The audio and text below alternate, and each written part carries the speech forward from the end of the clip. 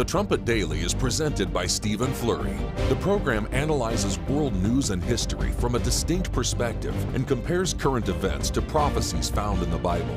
The program also offers free educational publications, including the Trumpet News Magazine and books and booklets. The Trumpet Daily is produced at the Philadelphia Church of God's home campus in Edmond, Oklahoma, and its sister campus in Edstone, England. More information is available at thetrumpet.com.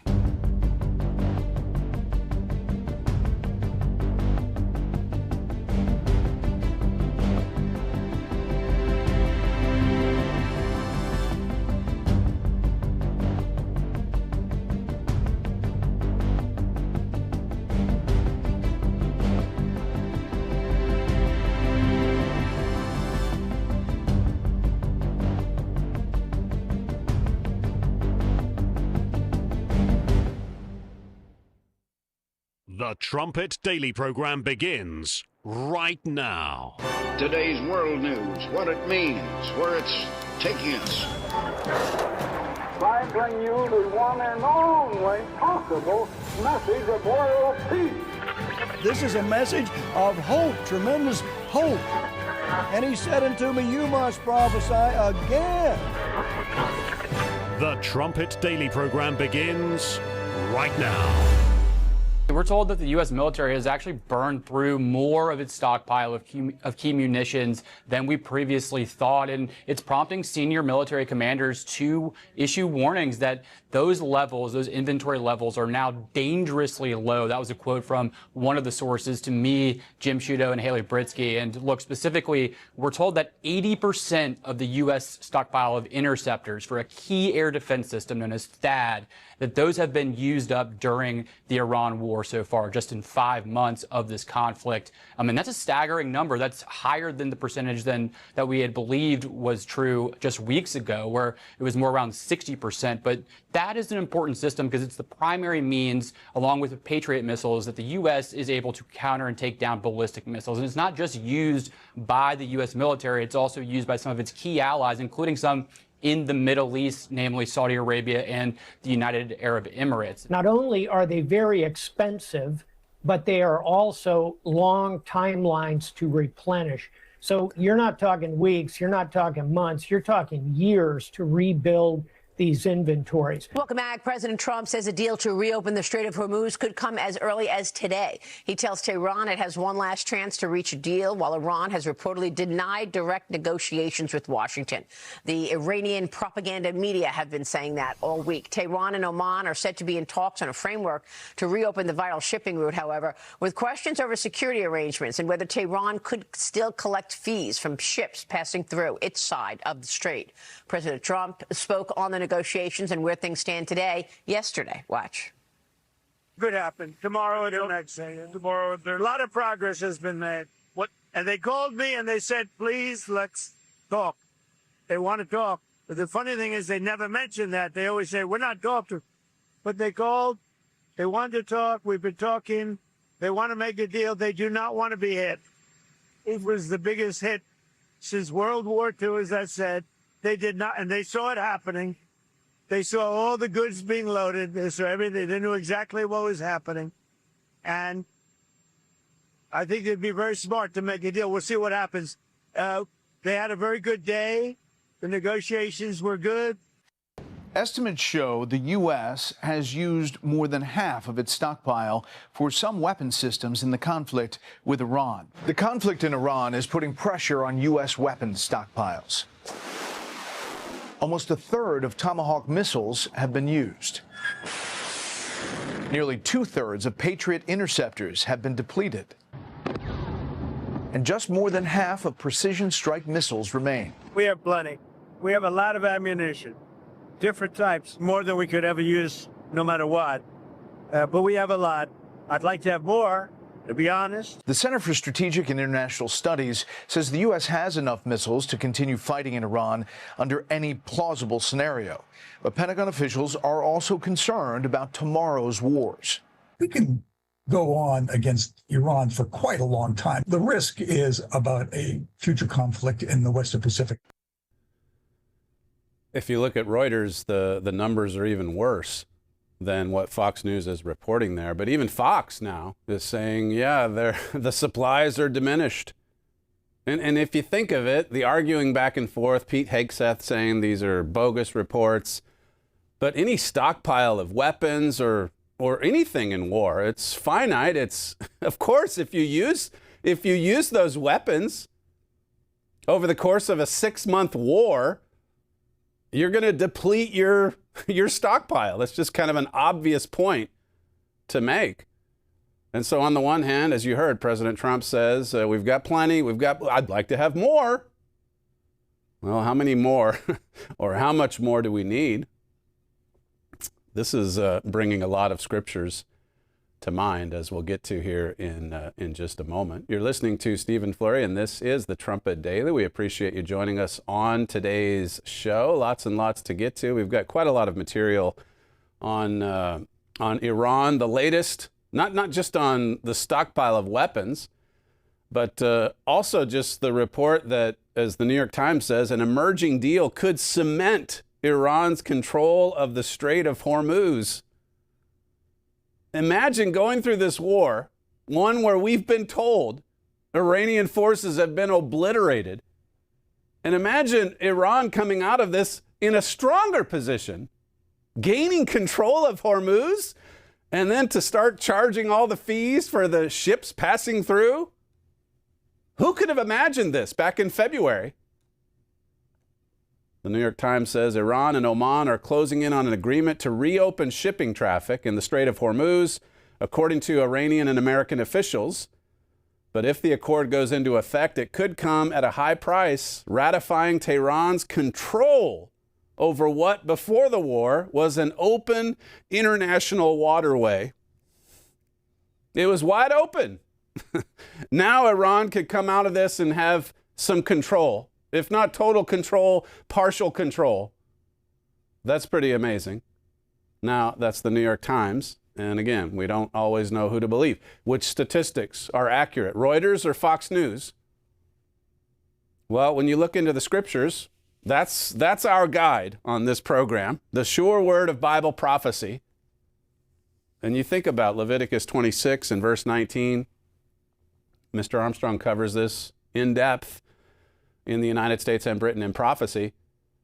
But it says in that verse, I will break the pride of your power, and I will make your heaven as iron and your earth as brass. There's curses that are setting in because of sin, because of transgression. That's what opens the way for the devil to start working his designs, his agenda. The Bible says Satan's the god of this world. He's bombarding this world with all kinds of division and strife, wars, rumors of wars, violence, division politically. There's news of President Trump just barely escaping yet another assassination attempt. This at his golf course out in California, where he was just a few days ago, I think. In any event, they caught a shooter that was scoping the place. How much more of this can the country withstand? God has a job for President Trump to do. We've talked about this before. But what does it say about our nation, about the sickness that's setting in? God has broken the pride of our power. And so you see, as the next verse says, you see a lot of our strength, our military strength, it's being spent in vain. It's being used in vain. What do we have to show for it? We can talk about Tomahawk missiles and all of those things, but what do we have to show for that strength? It is strength. It's been a push-button war, and when it's a push-button war and you're not going to put boots on the ground, well, you're going to rely on missiles. You're going to rely on an aerial bombardment. But that's not bringing Iran to its knees. It's not. They're rebuilding just as fast as we're destroying their arsenal. And there have been other reports on that as well. With a lot of help, as I said yesterday, from China and Russia. Deuteronomy 28 and verse 25, it says, the Lord shall cause you to be smitten before your enemies. You shall go out one way against them and flee 7 ways before them, and shall be removed into all the kingdoms of the earth. God, it says, shall cause you to be smitten. Now, this is the pivotal prophecy that Mr. Armstrong talked about in United States and Britain in prophecy, Leviticus 26 primarily, but Deuteronomy 28 is the companion passage where God says, if you obey, if you do these things that I tell you to do, then you'll be blessed. If you disobey, if you rebel, if you forsake God, then you're going to be cursed. Blessings and cursings. That is a prominent theme right through the Bible. It applies to us in the spiritual sense too. True Christians. If we obey, we'll be blessed. If we disobey, we'll be cursed. And when disobedience brings on the cursings, Well, we have to blame ourselves. We can't blame God. We're violating the laws, the teachings, the principles of God's way of life. Cause and effect. It's a law. Verse 20 says, your strength shall be spent in vain. That's what we're seeing. We're putting our trust in our strength, and what is it yielding? What are the results? What is the fruit? Psalm 33, notice verse 16, it says, there is no king saved by the multitude of an host or an army. A mighty man is not delivered by much strength. If you're going to put your trust in your own strength, what does Jeremiah 17:5 say? If you put your trust in a man or human strength, then you're going to come under a curse. Zechariah 4 and verse 6, talking about Herbert Armstrong and that whole passage, the day of small things and so on, it says that Mr. Armstrong built, not by human might or strength, but by God's power. His ministry, his work is proof of God's mighty power. And when the Bible talks about, building for God, Psalm 127 and verse 1, unless the Lord builds the house, that applies to everything in life. Unless God is at the center of it, it's all in vain. And so Leviticus 26 says your strength is going to be spent in vain because you're relying on your strength and not God's strength. You're not looking to God for deliverance. We're not putting our faith in God. You could backtrack to the start of the so-called war against terrorism following the deadly attacks on 9/11. 25 years ago, we're coming up to that anniversary, yet another anniversary, another momentous one. And we said right at the outset, when the United States unleashed its missiles, of course, that was back when we were putting boots on the ground. It's not going to happen in Iran, no way. But we were firing a lot of missiles into Afghanistan and later Iraq. And what did we write at the time? This was in the Trumpet, November 2001. Does America have the will to see it through? What happens when the war spreads from Afghanistan to other less isolated governments? It was an easy target, as I've said previously. They didn't have the strong allies with Russia and China, and even within Afghanistan, it was all of these rogue fighters, the Taliban, scattered over the country. They were elusive, and it did require a lot of firepower to seek them out, to take them out. But what happens, like we said in 2001, what happens when the war spreads to other more powerful nations, backed by Russia, backed by China? It says here, when world opinion begins to turn on the U.S., what happens then? Well, in the case of Iran today, U.S. opinion's turning on the U.S. It's a very unpopular war. And you've got the Republican faction, Tucker Carlson, Marjorie Taylor Greene, Thomas Massie, all of those individuals, they were photoed together or pictured together recently. And they're very much against the war and against Trump now. It says here, what happens if world opinion changes? What happens if American soldiers begin to die? Or if retaliatory terrorist attacks on American soil intensify? Would the unanimity of public opinion fracture? Would fear intensify and determination falter? That was 25 years ago we wrote that. And now look at the last 6 months. We started with all kinds of firepower, push-button war, expecting unconditional surrender, bragging about our victory, bragging about just decimating the Iranian Navy. And here we are. Here we are 6 months later, and the U.S. is running out of munitions. Listen to clip 2 from Fox News. The Pentagon's budget request for fiscal year 2027 includes $5.8 billion for Tomahawk missiles, up 513% from fiscal year 2026.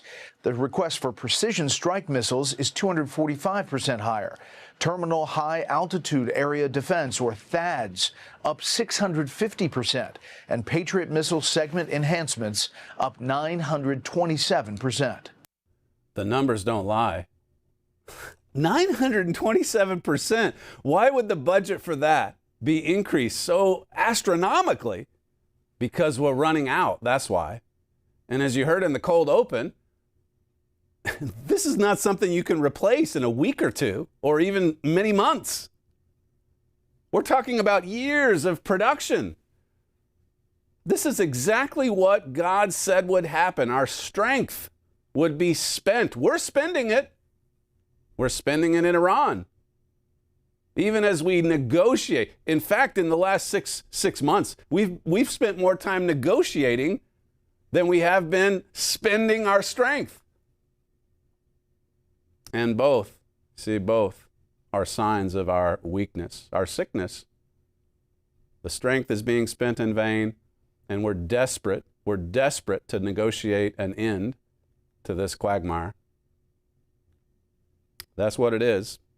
As I said earlier, Reuters, the numbers that Reuters is crunching, it's even worse than what Fox News reports.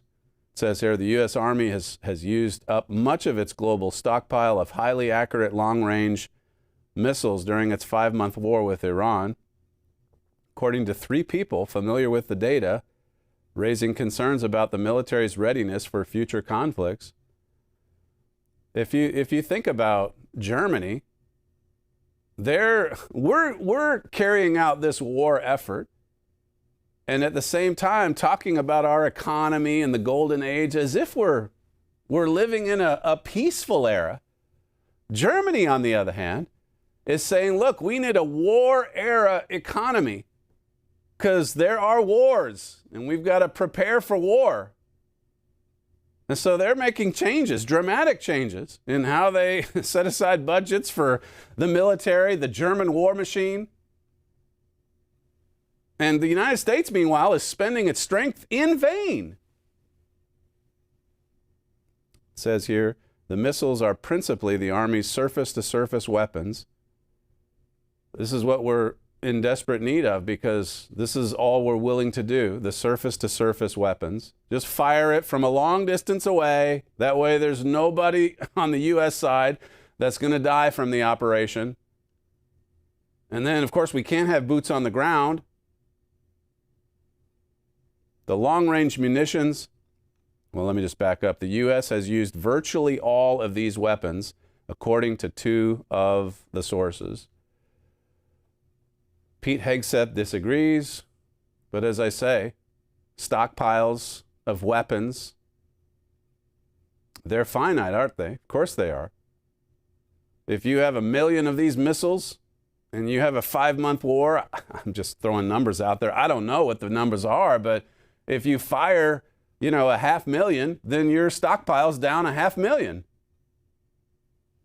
That's just basic math. Reuters says here, the long-range munitions, which cost more than $1 million each, are an important part of the military's arsenal. You just saw those statistics. Yeah, this budget needs to go up 500%. This one over here, 900%. Now just think about those numbers in terms of the federal debt. $40 trillion, up from $5.4 trillion. In 1998, less than 30 years ago. I covered that with you yesterday. How does this end?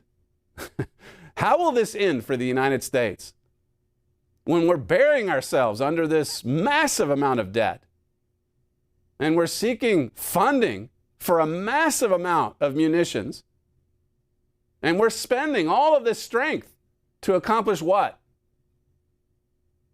The handwriting is on the wall. God brought President Trump back, as we've said so often. My father covers it in AUA, America Under Attack, to give us one last chance to repent, to turn from our wicked ways. It says here, the U.S. also burned through a little less than half of its global supply of Tomahawk cruise missiles, which are generally launched from ships since the start of the war, one source said. The dramatic rundown in precision long-range missiles means U.S. President Donald Trump may have to rely more on riskier, piloted bombing missions. It's not even, we just think about losing the pride in our power. It's not even just that we refuse to put boots on the ground. We won't even send planes in to bombs away. They've got to be fired, these long-range missiles, they've got to be fired from hundreds of miles away from ships in most cases. That's pretty amazing to just think about the weakness. I've praised President Trump for at least doing something, for at least going after the head of the snake. But, you know, the Bible, my father has written that Iran is the head of the snake. It's not just, you know, one Ayatollah. You can take out one leader and then brag about it and say, yeah, we've totally decimated the regime, and now the new guys coming in, they're just a bunch of moderates. Iran is the head of the snake. Iran is the king of the South. And that king is gaining strength. Incredibly, it's gaining strength. There's a passage in Luke 14, which we go through with anyone counseling for baptism, about counting the cost. Did the Trump administration really count the cost? The cost of what it would take to take out the king of the South? We know from the Bible what it takes. Daniel 11:40, read it. I'll get to that a little bit later. But just a few observations or points or maybe lessons that we can take away from America not counting the cost in this war effort. For one, as I touched on already, the Trump administration has spent more days negotiating with Iran than it has fighting against Iran. What does that say about this war effort? Has there been any other war like this one? Is that the way Putin is carrying out his effort in Ukraine? Is he, pulling back and then say, hey, let's get to the negotiating? No, they're just in a war. And they're trying to bring the other side into complete and total surrender. Ukraine's fighting for its life. Is that just hitting the pause button every other week? Now, Russia and Ukraine, they're not at war. They're negotiating. They're making a deal. Everybody wants a deal. Is that the way Putin thinks? Absolutely not. He's all in. How unusual is this war that we're witnessing?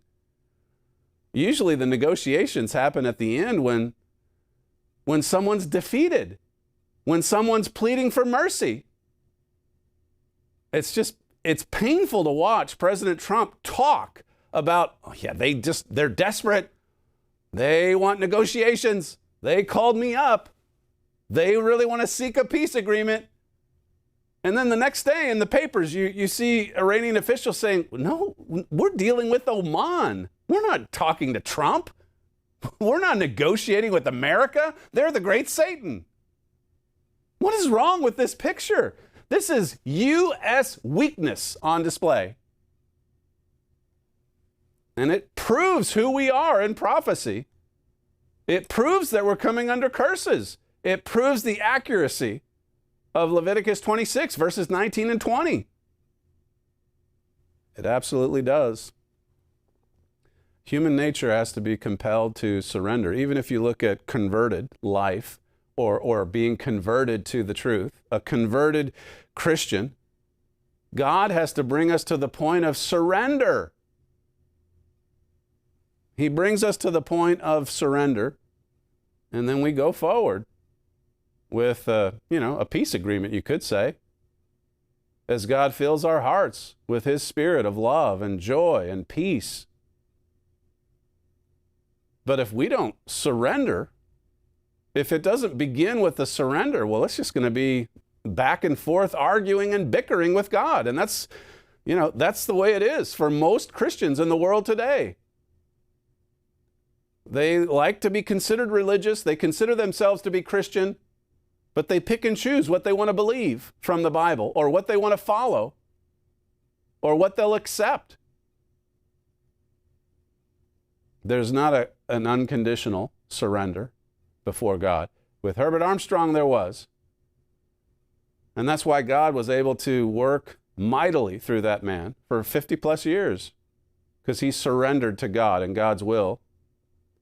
And he started obeying the teachings of the Bible faithfully. And he started walking by faith, looking to God, looking to Christ. And he let God build through him. God built the house.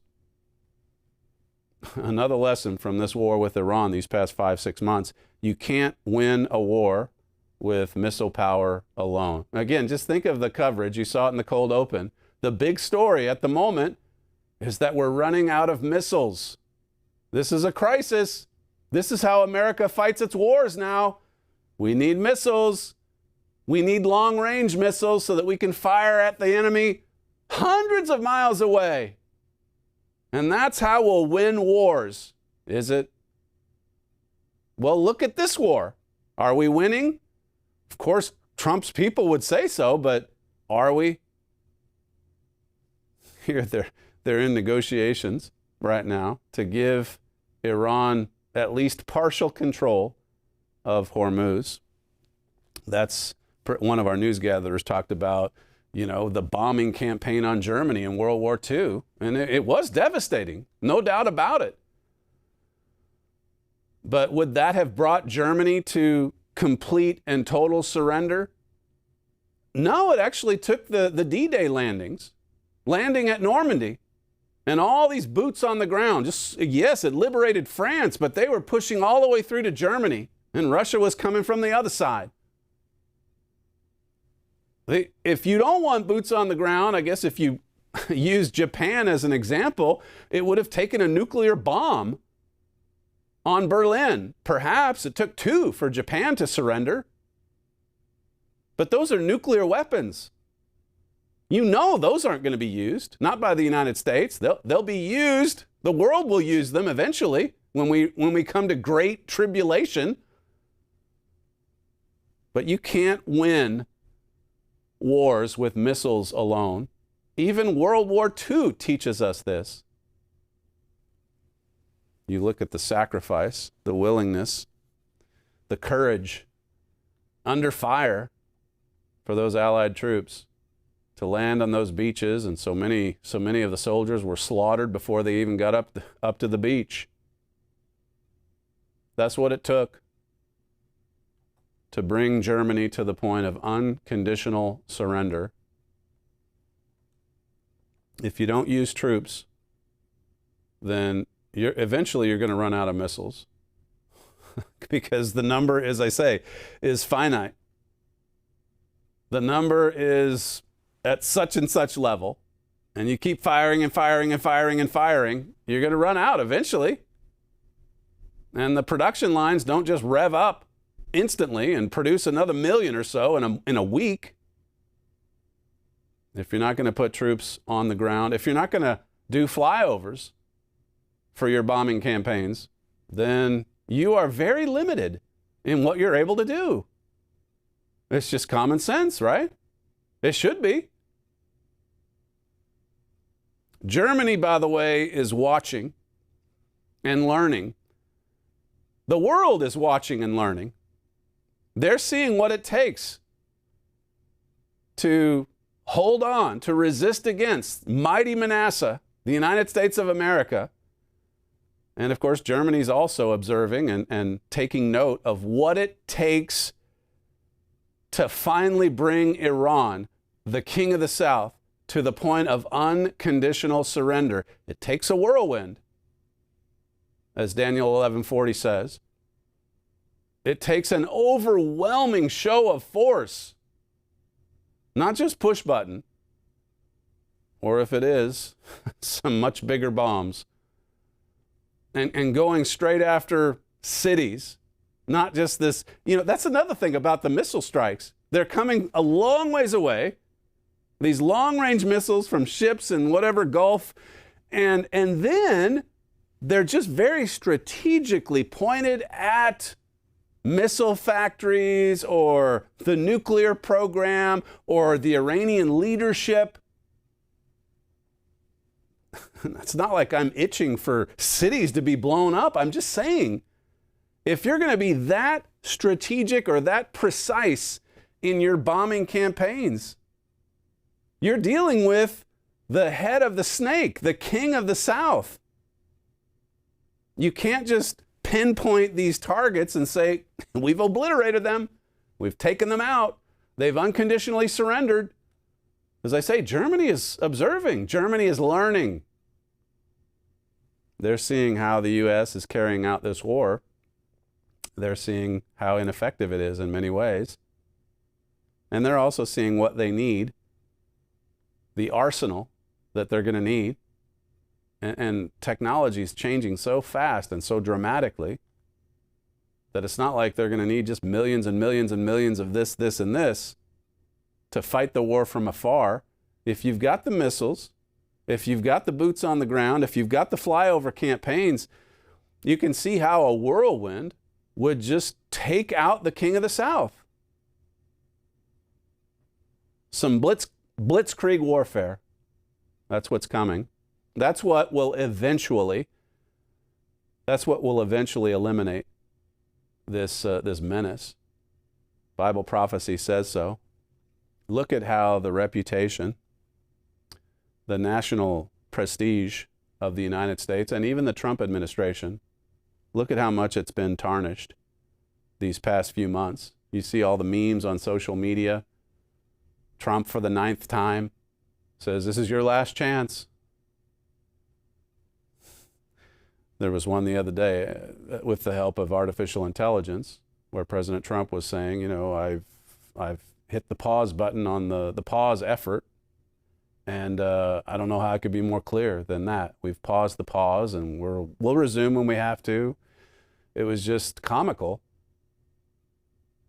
5 months of pauses, of negotiations, missile strikes, and then a depleted stockpile of the one weapon, those missiles, the one weapon that you desperately need to fight this war from afar.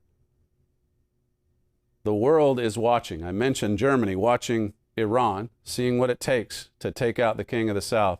But the world is watching America, and they see what it takes, even with a president that has shown some strength, that came in not so much to appease and to make a deal, a nuclear deal with Iran like Obama did, but to actually do something about the #1 state sponsor of terrorism. But even that action, that spending of strength, it's not accomplishing what America thought going in. Another lesson or takeaway from this is you see the cost, the tremendous cost of being friends with all of these Gentile nations. Reaching out, you see it in the Middle East as well. I mentioned the other day, calling up Saudi Arabia, calling up UAE, calling up Qatar. You want me to go through with this campaign? The worst since World War II. The largest military operation since World War II. You want me to carry it out? No, Mr. President, no, we'd rather you not do that. Give peace a chance. Oh, okay. Again, how unusual is this war compared to previous wars where it was one side going against another side and fighting it out until one side quits and surrenders, is defeated? That's certainly not what is happening here. This is from Fox News on the Iran deal from a few days ago, clip 7. If Iran thought that they were going to be able to play a bunch of games because we have midterms coming up, and it does complicate things without a doubt. The war is not a popular war, and it is definitely a drag on Republicans. It's a drag on the administration. to have this going on. But if they thought that they were going to bully President Trump because of the midterms, they don't understand Donald Trump. Donald Trump he's not doing this for political reasons. Well, that's Fox News. They're going to be cheerleading for President Trump. But President Trump is thinking about the politics of this. You can be sure of that. He talks about the midterms constantly. He knows how important it is. He knows how that this war is deeply unpopular. He wants it to get solved sooner rather than later. He wants a deal. That's why he wants a deal. That's why he's always talking about a deal. But Iran's looking at him talking endlessly about a deal and thinking, we just have to wait him out. And we'll end up with control of Hormuz. We'll end up with our leadership intact and so on and so forth. By the way, the cheerleading for President Trump, I was thinking of this morning when I watched that clip. There was a time when Fox News, they certainly weren't cheerleaders. After the dear leader stole the election in 2020, Fox News, they abandoned the Trump ship immediately. We got to move on. And then the fake insurrection came in January of 2021, and Trump was silenced, and Fox News just ignored him. Fox News wouldn't go to his rallies anymore. You had to go on social media just to find a feed to watch one of his speeches. But now they're back. Oh, yes. Now they're fully supportive. What does this tell you about any of these platforms? You know, they put their finger to the wind. They see which way the political winds are blowing. It's all politics. Fox News was intimidated into silence on Trump because of the radical left, because of the dear leader, because of Obama. A lot of people were intimidated into silence following the election steal. Even on that subject, there's still a lot of silence at Fox News. Now, in other areas, you know, Fauci's been exposed and all the lies about COVID and so on. A lot of conservative outlets are changing their tune. Finally, I mentioned the other day, even ESPN commentators, sports journalists are about as liberal and far left as you can get. And even they're mocking Fauci. They're starting interviews, pleading the fifth, and then everyone has a good laugh. Well, where was that 6 years ago? Where was the cheerleading 6 years ago, Fox? I digress. Fox News, speaking of Fox, at Camp David, President Trump signaled that Washington is entering a more dangerous phase of its confrontation with Iran. The objective is seemingly no longer limited to dismantling Iran's nuclear infrastructure.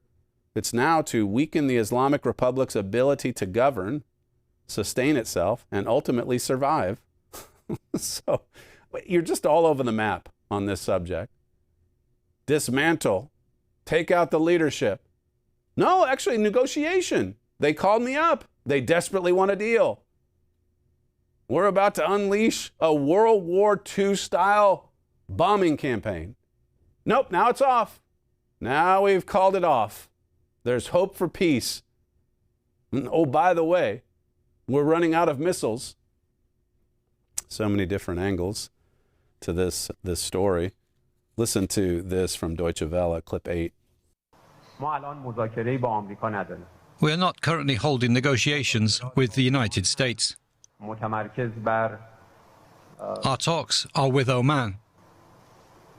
They're focused on reaching an understanding on a route that would allow shipping to safely pass through the Strait of Hormuz.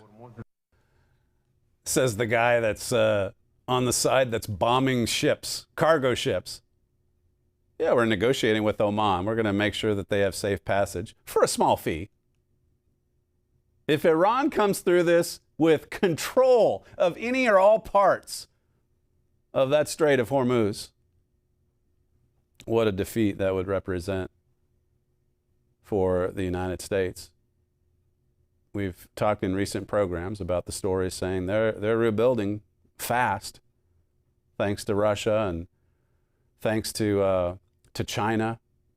And furthermore, there's more sophisticated technology and productions in some of those proxy areas with the Houthis and with Hamas and with Hezbollah.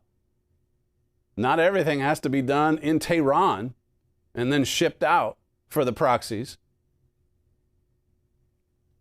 Foreign Affairs touches on this reality. It says the resilience of both the Islamic Republic and its partners, despite years of apparent setbacks, points to an underlying flaw in the thinking that led to the conflict. Here again, there were mistakes made. And, I know the Trump administration is not going to admit that.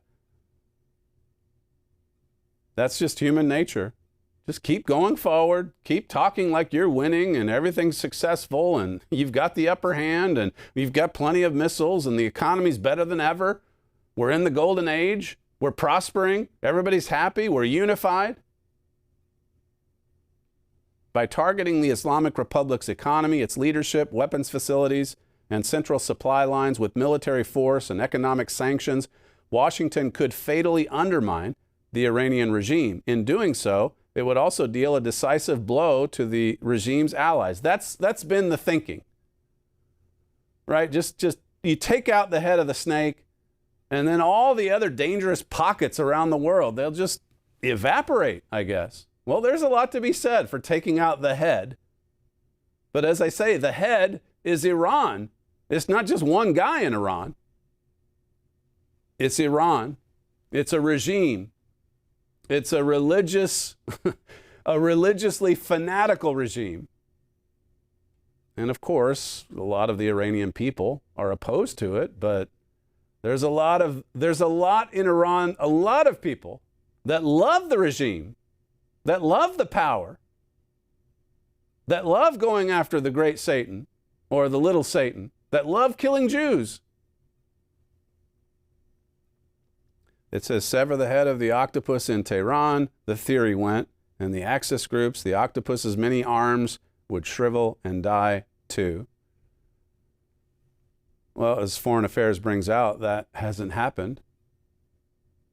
The Axis is no longer organized as a simple system with easily identifiable points of failure. Today, it more closely resembles a densely interconnected, self-reproducing web in which knowledge, resources, and even decision-making can be pooled in many different places at the same time. It just kind of makes you think what a missed opportunity it was during the George W. Bush administration. Because in November of 2001, America was prepared to put boots on the ground, and we did in Afghanistan, and then later in Iraq. But think about what could have happened, what could have been done if you take that same attitude or mindset or approach into Iran, the head of the snake. And you actually have boots on the ground, they're coming up to Tehran, and you've got the support of the missiles from overhead and the bombing campaigns from the jets and so on. Here we are 25 years later, and at least there's some fight in the Trump people. But it's very, very limited. It's very limited. And it's focused in on military sites, basically, those missiles, what they're blowing up and so on. Not that there aren't any casualties among civilians, but as with Israel, little Israel in the Middle East, the way Israel and the way the United States fight wars, it's according to a whole different set of rules than what, China or Russia abide by. There are no rules when it comes to those Gentile nations. And so we can cozy up to them if we like. But that's not exactly working in our favor.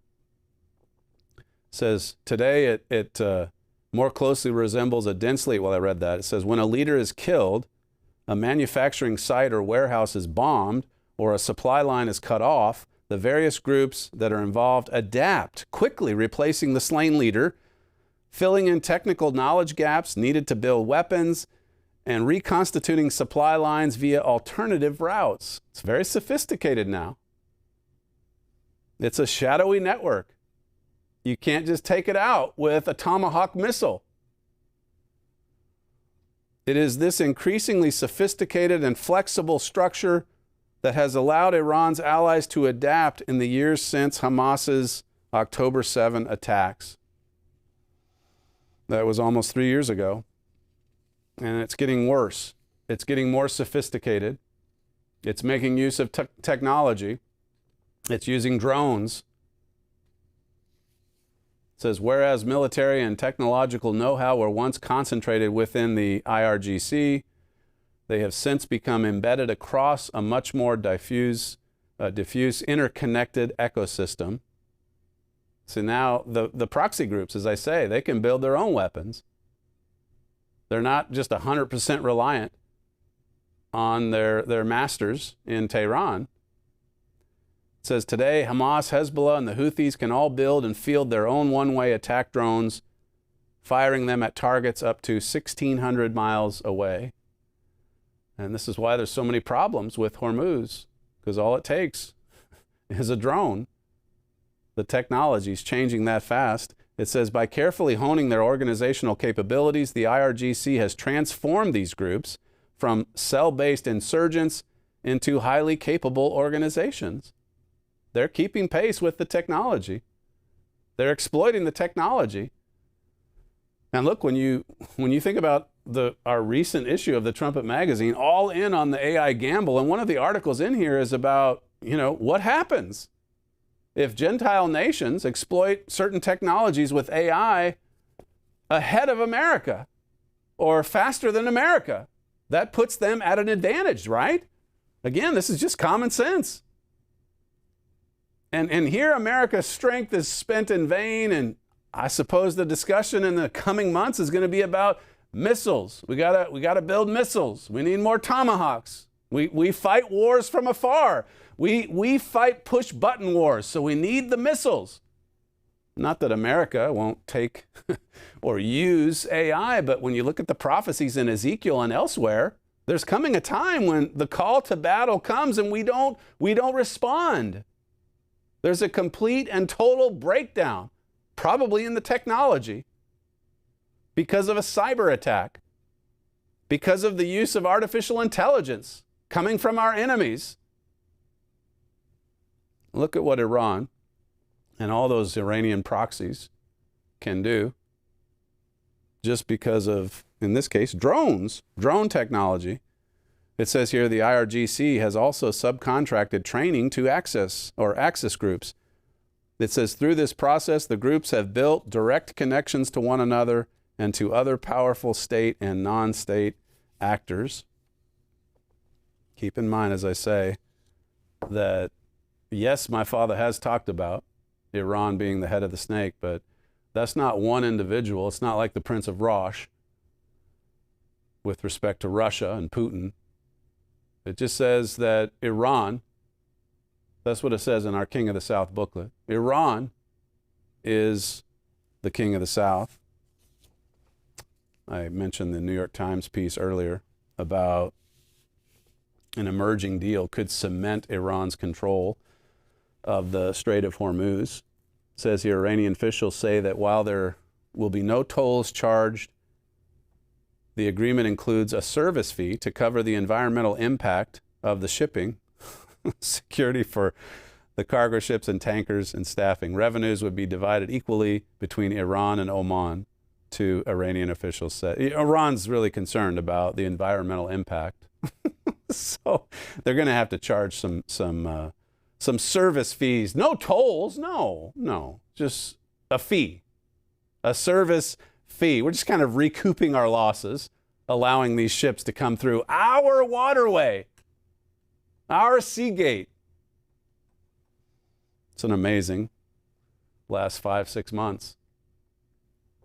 It's an amazing last 5 or 6 months, that's for sure. America's strategy, we didn't count the cost going in. You look at the strategy as it plays out, and it's just revealing more and more and more about America's weakness. We've lost the pride in our power. We're out there spending a lot of strength. The only strategy that will work when it comes to taking out the King of the South is the whirlwind strategy described in Daniel 11:40. Surround the nation, surround Iran, annihilate the proxies as well, the Houthis, Hezbollah, Hamas. And the crazy thing is that was well on its way to happening because of the rising lion in little Israel. But President Trump and his people stopped it. They won't go in for complete and total and unconditional surrender on the part of Hamas or Hezbollah. And it's the same strategy, the same approach with Iran. If you are serious about total victory, 100%, then you'd put boots on the ground. You'd use every single weapon at your disposal, including the Air Force, the bombing campaigns, the missiles, the boots on the ground, as you surround the nation and bring them to heel, to surrender, unconditional surrender. But going back to those verses I read from Psalms and Deuteronomy earlier, the bigger problem here is that we're not surrendering to God ourselves. We're not overwhelming our spiritual enemy and putting 100% trust in our great Creator God. You think about the strategy for war as it's described there in Daniel 11 and verse 40. What we need is to come against our sins, our weaknesses, our faults, our character flaws with a whirlwind of activity, with a whirlwind of firepower. My father in the Overcomer booklet talks about laying siege to our problems, our weaknesses.